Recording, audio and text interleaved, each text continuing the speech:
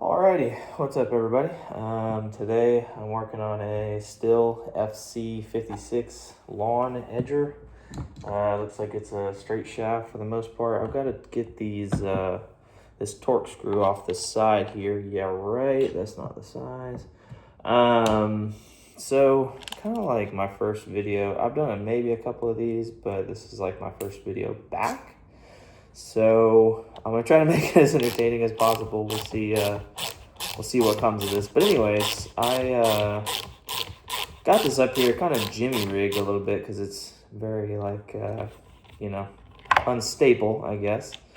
But we're gonna get this off of here and kind of see what we're looking at in terms of carburetor. Basically, this thing does not run. I don't know why yet. Normally, with lawn equipment, mowers, I can come up, you doofus. Mowers, edgers, weed eaters, all that stuff. Usually carburetor related, but sometimes it can be spark plugs, sometimes it can be gaskets, sometimes it can be fuel filters, air filters running poorly conditioned. A lot of times I run into where the recoil pull spring is broken or frayed or on its way out, one way or the other. So that's that. It looks like I don't know if we have the factory carb on this. It's got a factory air filter though, so we're gonna kind of hold with that. So let's just hope and pray that it's the factory carb. I can't quite tell yet. Interesting. I don't know where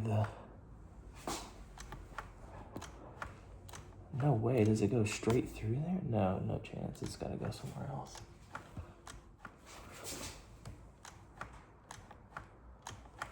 Where's the...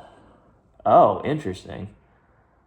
So airflow comes in and goes through a passageway into the case. That's interesting. All right, well, here's the controversial piece that we're about to get into.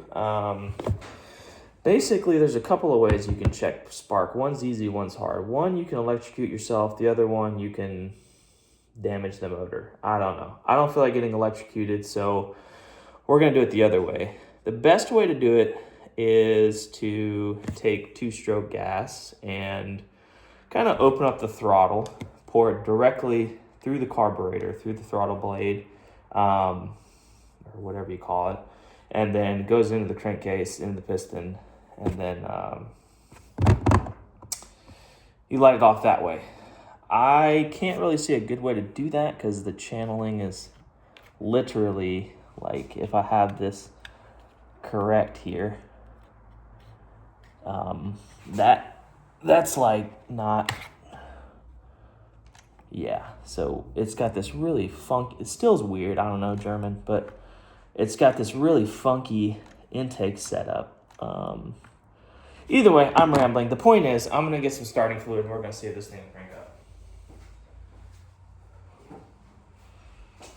So, this is a thing that I found. You can get it at most auto parts stores or whatever, but not a sponsor, I wish, but this is basically ether, but it has a little bit of upper cylinder lubricant. I don't think it's specifically made for two strokes, but I figure it's at least a little bit better, I guess. We'll debate it till the end of time. Starting fluid is not good for a two-stroke because it washes out the any oil or anything that's on the cylinder, the piston, etc. It completely washes that away. So when you're cold starting it, it has no oil and it's cold and blah, blah, blah. But, YOLO. So we're going to do this thing. So here we go. Try not to inhale this stuff. I wish I had a... All right, that's plenty. Make sure you have it on to run because I've made that mistake plenty of times.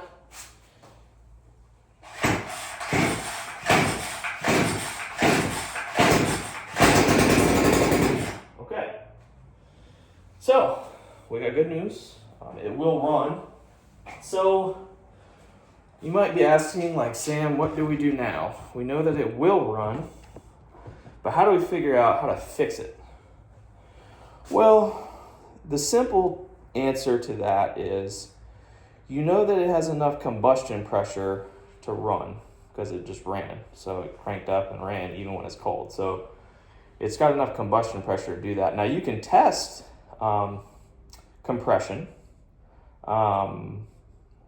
You can do that, right? Anything above like 130, 120 to 130, it will run.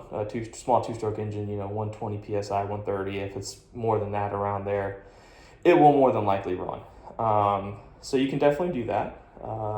Wouldn't be a bad thing to do, kind of discover the health of the engine in general, how much compression you got. But we know that it has compression. We know that it has spark because it ran. Now, we need to go through, and the right thing to do would be to take the plug out, kind of inspect it, look at the gap, and then also see how the engine was running. That's a whole separate thing, but look at the spark plug, clean it off with a wire, or like a metal, like a brass brush, or whatever you want to do. That's up to you. Long story short, I believe that this thing probably has a fuel related problem because of the condition. It was probably sitting outside. I'm not really sure, but nonetheless, it looks like we may be in luck because I'll have to clean it off and see, but it looks like we're running the factory carb more than likely. I neglected to look at the inside here of the tank. Holy schmackaronis, it's freaking full of fuel. Wow, that's gonna suck. I'll tell you what, will it pump fuel? Let's find that out.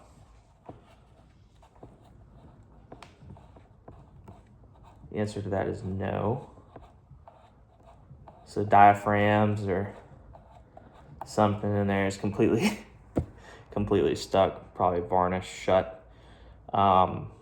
Somebody probably left it outside, didn't run it, didn't put any type of stabilizer in it, didn't really winterize it or whatever. It probably sat, ethanol fuel in it, etc. Most of you watching this video probably know that story all too well, but that's probably what we're looking like here, just to give you an idea of kind of what we're looking at.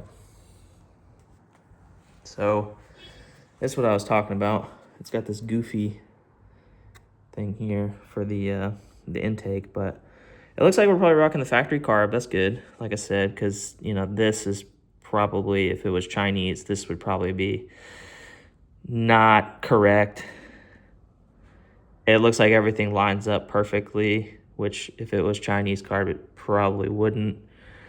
These mixture screws look like they're right, and then I see in there it's got the looks like the Stihl fuel line stuff. So everything looks good. Probably be tearing this one down in another video, but if you guys like this content, let me know. This is my very first kind of video back. But anyways, have a good one. God bless, and I'll see you all again soon. Thanks.